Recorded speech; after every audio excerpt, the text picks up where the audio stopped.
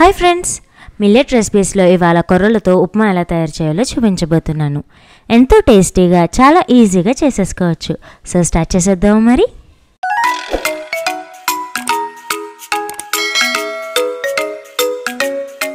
కొర్రల ఉప్మా కోసం ముందుగా మూకిట్లోకి 2 స్పూన్ల నూనెను వేసుకొని వేడి చేసుకోవాలి. నూనె కాస్త వేడెక్కిన తర్వాత తాలింపు కోసం శనగపప్పు, ఆవాలు, జీలకర్ర, మినప్పప్పు వేసి ఒకసారి వేయించుకోవాలి. ఇప్పుడు ఒక గుప్పెడు వేరుశనగులు అలాగే గుప్పెడు జీడిపప్పు ముక్కల్ని కూడా వేసుకొని వేయించుకోండి. తాలింపు బాగా వేగిన తర్వాత ఇందులోకి 2 పచ్చిమిర్చి చీలికలు అలాగే అల్లం ముక్కలు కూడా వేసుకొని బాగా వేయించుకోవాలి. ఇప్పుడు ఒక గుప్పెడు ఉల్లిపాయ చీలికలు అలాగే ఒక గుప్పెడు క్యారెట్ ముక్కలు వేసుకొని సరిపడ ఉప్పు వేసి కూర ముక్కలు ఉడికేంత వరకు వేయించుకోవాలి. ఇక్కడ మీరు ఉప్మాలో కావాల్సిన కూర ముక్కలు అన్ని రకాలు వేసుకోవచ్చు.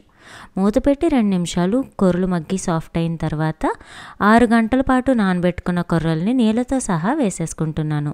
1 కప్పు కొర్రలకి 2.5 నుంచి 3 కప్పుల నీళ్ళు పడుతున్నది. సో మనం కడిగి నానబెట్టుకున్నప్పుడే కొలత ప్రకారం నీళ్ళు నానబెట్టుకోవాలి. అన్నిటినీ బాగా కలిపి మూత పెట్టి ఒక 2 నిమిషాలు ఉడికించుకున్న తర్వాత మూత తీసి మళ్ళీ కలుపుకొని మూత పెట్టి మరో 5 నిమిషాలు ఉడికించుకోవాలి. మూత మళ్ళీ తీసుకొని ఇప్పుడు ఒకసారి ఉడుకు చెక్ చేసుకోవాలండి. ఒక 2-3 మెతుకులు తీసి మెదిపి చూడండి. కొర్రలు ఉడికిపోతే మెత్తగా మ్యాష్ అయినట్టు అయిపోతుంది. అలాంటప్పుడు స్టవ్ ఆఫ్ చేసి మూత పెట్టి ఒక 5 నిమిషాలు మగ్గించుకోండి.